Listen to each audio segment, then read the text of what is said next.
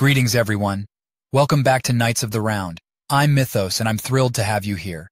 Today, we'll be wrapping up our exploration of Zorzala's Rest, a once-thriving underground mining outpost for the dwarves, now claimed by goblins as their stronghold. Throughout this video, I'll be providing you with the campaign's content, and along the way, I'll be on the lookout for any additional information that can assist you and your players as you navigate these dungeons. In our previous video, we delved into rooms Z1 through Z10, unraveling the goblins' utilization of the subterranean outpost. But there's more to unveil, including tips on role-playing Ruxithid, strategies for orchestrating the impending battle, methods to enhance the encounter's engagement for your players, and adjustments to match the power level of your party. With a lot to cover, let's dive right into the action. The Vault.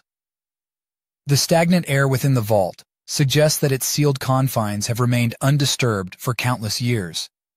As the vault door creaks open, a sight of antiquity unfolds, a collection of coins, gemstones, and fabric shrouded in a thick layer of dust. Delving into the treasure trove reveals an array of ancient Duergar coins, 56 platinum pieces, 350 gold pieces, 189 silver pieces, and 304 copper pieces.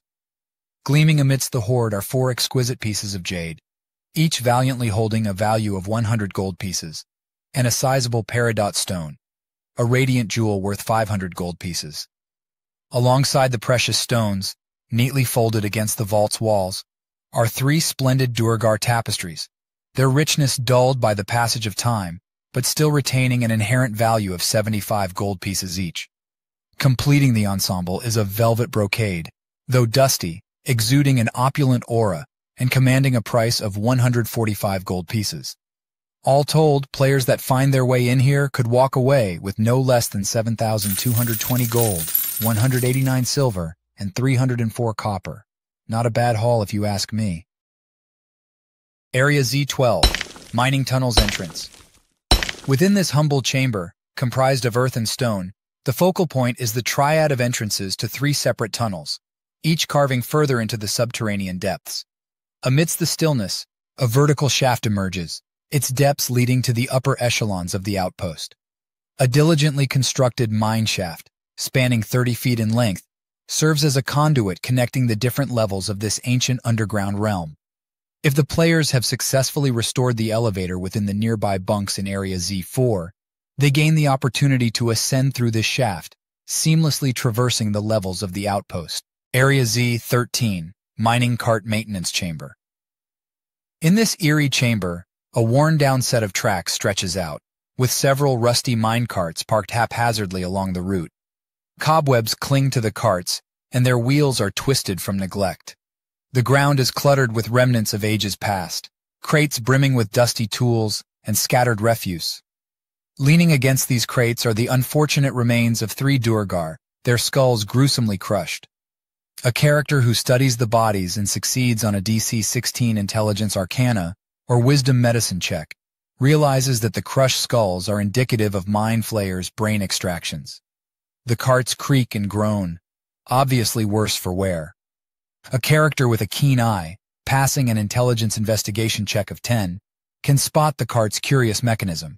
It turns out, they're powered by dull pieces of the same iridescent crystals found elsewhere in this outpost. If you're proficient in Arcana, you'll recognize that these crystals can be recharged by a touch infused with a first-level spell or higher. Once operational, these carts can be maneuvered along the track by pulling a switch.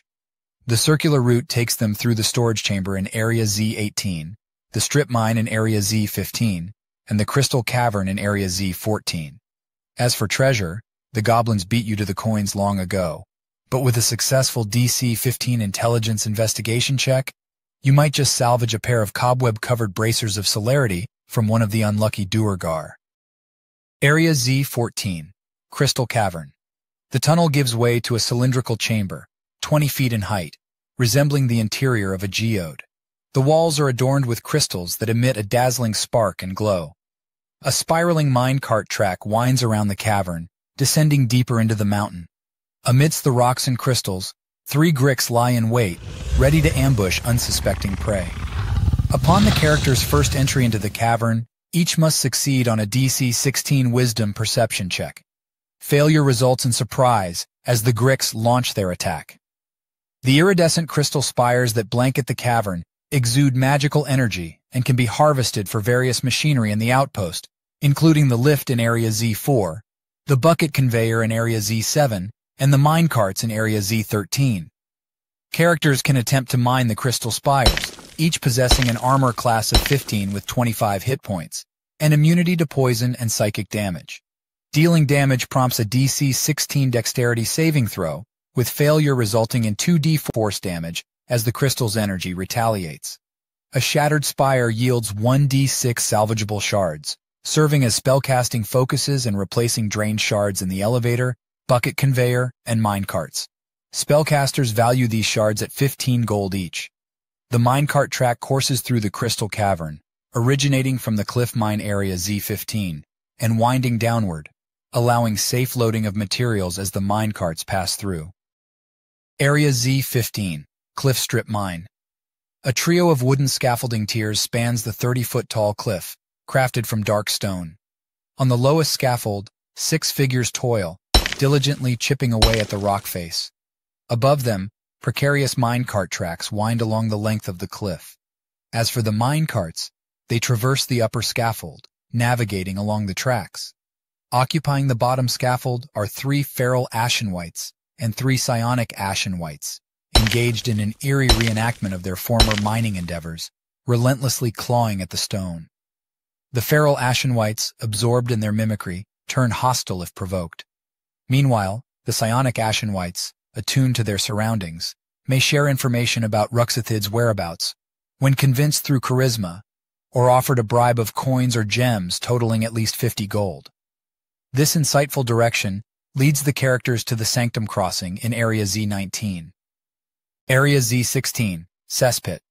Your senses are assailed by the pungent odor of sewage as the tunnel opens into a cavern immersed in wastewater. Dripping stalactites partially obscure the view, revealing a lumbering mass of black chitin and translucent pale skin voraciously lapping up the sewage. This creature is an OT-UG mutate, a result of the aberrant energy unleashed by mind flayers that warped the descendants originally brought to the outpost by Duergar miners. Captured to dispose of waste conveniently, these mutated monsters, surviving the mind flayers' attack, now feast on the remains and refuse of the Illithid's prisoners.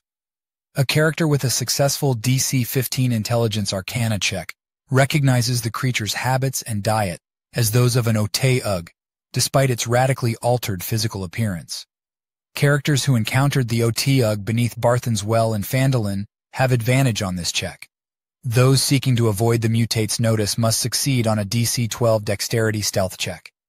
If the mutate detects an intruder, it turns hostile and attacks. Inside the translucent skin of the OT-UG mutate, a glint of opalescent metal catches the eye of characters with a passive wisdom perception score of 14 or higher. This luminous warpick was accidentally swallowed while feasting on a goblin corpse. Once slain, it can be easily retrieved. Area Z17, Shrine to Ilsenstein. This sparse cavern contains the statue of a heroic dwarf wearing ceremonial armor, but the monument is broken into large chunks. The statue's decapitated head is lying on the floor. Scrawled into the statue's base is a strange symbol. Smears of a strange dark dripping fluid mar the iconography. A character who succeeds on a DC 17 Intelligence Religion check recognizes the iconography of the defaced shrine as that of Ilsenstein, the patron deity of the Illithid Empire. The shrine was built atop a broken Duergar statue, and someone has recently defaced it. After Ruxathid assumed leadership of the Enclave, a group of goblins discovered the shrine and destroyed it. If any of the goblins are asked why they destroyed the shrine, they emphatically insist that they loathe the shrine's presence, but they are unable to elaborate further. Unbeknownst to them, this compulsion to destroy the shrine stems from Ruxathid's connection to Ulvash, a far-realm godlet who despises Ilsenstein. Evil energy. This monument is now infused with evil far-realm energy. The first time a character touches or examines the shrine, the character must make a DC 20 Charisma saving throw. On a failed save, the character is plagued by a piercing headache, and whenever the character closes or opens their eyes, they briefly see a flash of shadowy alien tendrils creeping at the edge of their vision. Additionally, the character has vulnerability to psychic damage. The effect lasts until it is ended by a spell or magical effect that lifts a curse, such as Greater Restoration or Remove Curse. Treasure. A character who interacts with the shrine and succeeds on a DC 15 Intelligence investigation check finds a ring of mind shielding in the rubble, left long ago during the Mind Flayer's reign as an offering to Ilsenstein. DM tip. To create a memorable and immersive experience for your players leading up to the battle with Ruxithid, consider incorporating the Ring of Mind Shielding in a way that not only tips the balance of power, but also adds a meaningful layer to the storytelling. Discovery of the Ring. Allow one of your players to discover the Ring of Mind Shielding in a hidden chamber within Zorzula's Rest. Make the discovery an exciting and mysterious moment, creating anticipation about the potential benefits the ring might offer. Communion with a trapped soul. When the player puts on the ring, describe a sudden rush of sensations as they feel a presence within their mind. The soul trapped within the ring reveals itself, expressing gratitude for the chance to communicate after being trapped for so long. Introduce the soul's background. Depending on your choice, introduce the soul as a cursed goblin shaman or an ancient dwarven defender. Share glimpses of their past, their resistance against Ruxithid, and their eventual demise. This backstory not only adds depth to the campaign, but also offers the players a connection to the history of Zorzula's Rest. Assistance and guidance. Allow the trapped soul to provide assistance and guidance to the player wearing the ring. This could include insights into Ruxithid's plans, knowledge about the Mind Flayers, or even tips on exploiting weaknesses during the upcoming battle. Player empowerment. Make the assistance from the trapped soul tangible, providing the player with a temporary boost to certain abilities or granting advantage on specific actions related to the upcoming battle. This empowers the player and reinforces the idea that the ring is a valuable asset. Emotional farewell. After the battle or when the soul feels it has fulfilled its duty, orchestrate a poignant scene where the trapped soul expresses gratitude for the player's help in their final moments of duty. This departure can be a touching moment, emphasizing the bond that formed between the player and the trapped soul. Narrative impact. Use this narrative device to not only enhance the gameplay mechanics, but also to weave a compelling story. The choices you make regarding the trapped soul's background and their interactions with the players can resonate throughout the campaign, affecting the party's perception of Zorzula's Rest and its history. This approach not only tips the balance of power in favor of the players, but also provides a rich storytelling opportunity that connects the characters to the lore of the campaign world. It adds an emotional dimension to the upcoming battle and can leave a lasting impact on the players, making the Ring of Mind Shielding a pivotal and memorable part of their journey. Area Z18, Storage Chamber. Stacks of crates fill this chamber. Some are half covered by dusty tarps that barely hide the ore within, while others are nailed shut. The creak of metal echoes from a conveyor of buckets that runs from the floor of the cavern to a hole near the ceiling. A set of minecart tracks pass through the northwest end of the cavern. A massive conical iron drill, its insides roaring alight with blazing red fire, charges toward you with a piercing screech. The iron drill is a fiendish auger, a remnant of the ancient Durgar mining operation. It attacks the characters who enter the chamber. Treasure. In total, the various open crates around the chamber hold 30 pounds of unrefined iron ore. Characters can take this ore to the smith in Phandalin, who can refine the ore into 7 iron ingots worth 25 gold each. Additionally, 3 smaller sealed crates are situated around the chamber. Each crate can be pried open with a successful DC 12 Strength Athletics check. These crates contain the following: a translucent light blue crystal shard, veined with indigo light, or a gem of brightness. 4 large chunks of blue quartz, worth 30 gold each. A fist-sized amethyst worth 250 gold. Bucket conveyor. If the characters repaired the bucket conveyor system in the Forge Area Z7, they can use the buckets to move between the mining level and the outpost level. A character attempting to ride the buckets must succeed on a DC 15 Dexterity Acrobatics check or fall 10 feet to chamber floor, taking 1d6 bludgeoning damage. Area Z19, Sanctum Crossing. The thick heat of the churning lava below washes over the stone bridge. At the far end is an obsidian pyramid. Its faces bear relief carvings of ancient dwarves feasting, celebrating, and tending to their injured. Its vertices are carved with intricate geometric patterns, inlaid with silver. A recessed double door stands before the pyramid. The door's faces are adorned with runes and circular channels glowing faintly with green energy. The bridge and ledge before the sanctum's entrance are both 20 feet above the lava. Sanctum door. The door to the sanctum elevator is sealed. The circular engravings on the door form a magical lock that can be opened only with psionic energy. A character who studies the door and succeeds on a DC 15 Intelligence, Arcana, check, discerns the nature of the door's lock. If a character can read Dwarvish, the character makes this check with advantage, since the door's magical runes are of Dwarven origin. The lock is a small magical object that has AC 12, 30 hit points, and immunity to all damage, except psychic damage. As damage is dealt to the lock, the engraving's glowing green energy steadily becomes brighter. When the lock is reduced to 0 hit points, the door to the sanctum slides open. The lock and doors remain open for 10 minutes, after which they seal again.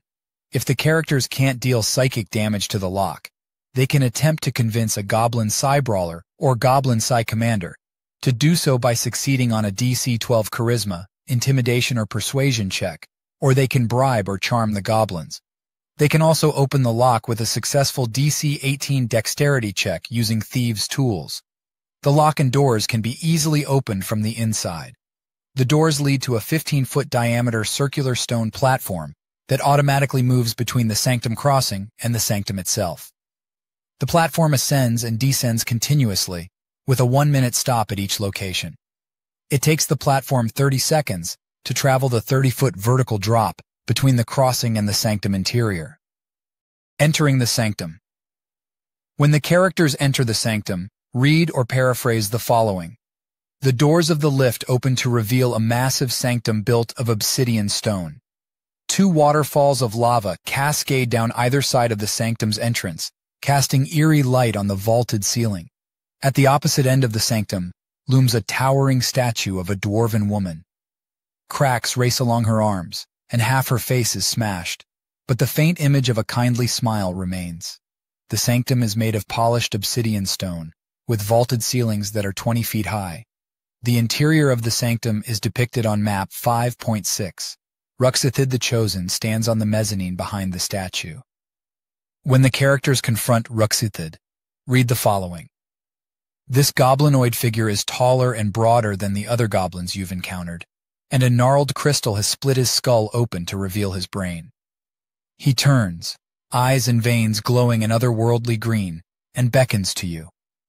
Ruxathid the Chosen. The goblin standing on the sanctum mezzanine is Ruxathid the Chosen. Ruxathid's psionic abilities afford him a measure of rudimentary clairvoyance around the outpost, and thus the goblin leader is already aware of the character's presence before they arrive. Ruxathid speaks in an unnaturally calm, sing-song voice. At first he attempts to be cordial to the characters. Unaware that his mighty gods are actually mind flayers, Ruxathid explains that he is a divine harbinger, and that his quest for these shards is intended to bring about a metamorphosis of the material plane.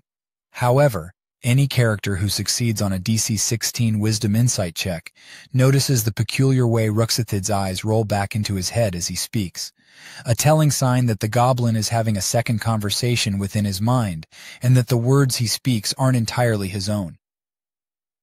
Sanctum Showdown. If the characters show no sign of joining Ruxathid, or if any of them threaten violence, Ruxathid becomes hostile. Read or paraphrase the following. Green light pulses from Ruxathid's chest and races to the massive dwarven statue. Like a parasite, the light burrows into the statue's shattered face, seeping through its cracks. The statue lurches forward, still smiling, while Ruxathid commands it to kill you. The statue is a shield guardian under Ruxathid's control and fights alongside its master. The shield guardian stores a phantasmal killer spell from its original Duergar creator, and Ruxathid can command the construct to cast it. If this fight seems too easy for the party, add 2 Goblin Psi Brawlers, who rush from Zorzala's Rest to join the combat in 3 rounds. During the fight, Ruxathid uses his psionic flight to hover above the fray, darting in to make attacks while commanding the shield guardian, and the 2 other goblins, if they're also present, to take the brunt of the damage. Ruxathid fights to the death, But when he is reduced to 0 hit points, the Shield Guardian becomes inanimate, and the other goblins, if present, surrender. A disturbing truth revealed. If Ruxathid is slain, read the following. Ruxathid falls to the ground, and his crystalline brain splits asunder. The sanctum fills with a cacophony, like thousands of voices crying at once. 3 voices emerge, speaking in discordant unison. The voices hiss. So, you have succeeded. Good. The 4 shards shall arrive here soon. Now 3 remain to be found. You know your task, little one. Collect the shards from Talhundreth, the crypt of the Talhund, and Gibbet Crossing, and bring them to us. You shall be reborn greater than you can imagine, and Phandalin shall become ours. What's next? After the climactic showdown with Ruxathid, the players are encouraged to delve deeper into the mysteries of the Indigo Sanctum, particularly Ruxathid's war room, where they find a crudely drawn map revealing the locations of the 3 remaining obelisk shards: Talhundreth, the Crypt of the Talhund, and Gibbet Crossing. Before they can embark on this next leg of their quest, a pressing humanitarian task awaits. The kidnapped villagers rescued from Zorzala's Rest need urgent attention, compelling the players to escort them back to Phandalin for medical care and sustenance. Once back in town, Harbin expresses profound gratitude and rewards the characters as promised. However, a dark revelation dampens the celebration. The goblins have already delivered 4 obelisk shards to the Mind Flayers, setting the stage for a race against time to prevent the impending calamity. As the characters prepare for the next chapter, the stakes are higher, and the fate of Phandalin hangs in the balance. Hey everyone, before we dive into today's suggestions, a quick heads up. What I'm about to share comes from my own DM experiences. Feel free to take it all in or pick and choose what suits your game best. And hey, I'm eager to hear your thoughts in the comments, whether you enjoyed these ideas or have your own insights to share. Let's jump into it. Running the fight. Building player investment. Now here's a simple yet crucial tip. Make your players care. Not just about their characters, but about the town of Phandalin, its people, and the impending threat of the Mind Flayers' plans. Before the campaign kicks off, assign or let your players choose a missing townsperson. It could be a best friend, a family member, someone they deeply care about. Ask them to imagine that this person, son, daughter, husband, wife, has been taken. Let those emotions seep into their character and influence how they navigate the story. We will be discussing this in more detail a bit later. Adjusting the challenge. Now let's talk about adjusting the challenge level for the showdown with Ruxathid. It's a simple consideration. How has your party fared so far? If it's been tough or things haven't gone smoothly, you might want to ease up a bit. Consider decreasing Ruxathid's hit points, removing an ability, or even having him face the party without the Shield Guardian. Remember the psionic Ashenwhite Hjoldak Hallowhelm found in the captain's quarters? Give him a chance at revenge for all the times Ruxathid ignored his pleas for help. Hjoldak could join the party as an NPC or appear during the fight. Ruxathid's personality and speech. Now, when the party finally meets Ruxathid, it's a moment that demands attention. I envision Ruxathid as a character akin to Loki in the MCU, burdened by what he sees as a glorious purpose. However, in reality, he's nothing more than a power-hungry tool of the Mind Flayers. Not even an eloquence bard with a charisma, persuasion, or intimidation roll of 29 will sway him from this path. Possible ways Ruxathid could address the party. Confident assertions. Ruxathid would speak with unwavering confidence, expressing absolute certainty in the success of his divine mission. His words may carry an air of assurance, as if victory is not a possibility, but an inevitable outcome. Example: "Ah, brave interlopers, you stand before the chosen harbinger of destiny. Your feeble attempts to thwart the divine plan are nothing more than pitiful gestures in the grand tapestry of fate." Condescending tone. Believing himself to be superior due to the perceived backing of Mind Flayers and their godlet, Ruxathid may adopt a condescending tone. He might speak down to the characters, viewing them as inconsequential obstacles in his path. Example: It's quaint that you think you can oppose me. Do you not realize the cosmic forces at play here? Your feeble minds can't comprehend the greatness that awaits. Delusional justifications. Ruxathid might justify his actions and objectives with delusions of divine importance. He could weave intricate tales of destiny and metamorphosis, portraying himself as the key figure in a cosmic drama. Example: I am but a vessel for the God's will, a conduit for the great transformation. You may see me as an enemy, but soon you will bow before the inevitable change that I bring. Manipulative ploys. Recognizing the character's opposition, Ruxathid may attempt to manipulate them, sowing seeds of doubt or exploiting their fears. He could make promises or issue veiled threats to try to sway their allegiance. Example: join me, and you may yet find favor in the new order. Resist, and you shall be swept away like insignificant debris in the wake of a mighty storm. Mocking laughter. Ruxathid might punctuate his speech with unsettling, almost maniacal laughter, further emphasizing his detachment from reality and his perception of the character's struggles as futile. Example: laughs eerily. Do you hear that? The laughter of destiny itself. It mocks your feeble attempts to alter the course of the inevitable. References to far realm entities. Ruxathid, believing he is in communion with mind flayers from the far realm, may reference these entities in his speech. He might attribute his strength and knowledge to their influence, further reinforcing his conviction of invincibility. Example: the minds that guide me transcend your understanding. The far realm's whispers have bestowed upon me powers beyond your comprehension. Bold predictions. Ruxathid may make bold predictions about the character's fate, envisioning their eventual submission or transformation under the influence of the Mind Flayer's dark energy. Example: you will kneel, broken and defeated, as the tendrils of the far realm embrace you. Your resistance is but a fleeting echo against the inexorable march of destiny. Overall, Ruxathid's speech should reflect his distorted perception of reality, his unwavering confidence in victory, and his attempts to both assert dominance and manipulate the characters into aligning with his delusional cause. The dialogue should contribute to the atmospheric tension and psychological complexity of the encounter. Ruxathid's stealth tactics. Now let's talk about Ruxathid's stealth abilities. With a formidable +10 to stealth, he's not one to be easily spotted. Each round, Ruxathid attempts to use heat haze, smoke, or steam to get a jump on the party by breaking line of sight. Here's how it works. The party makes a perception roll versus a DC 17 dexterity stealth check by Ruxathid.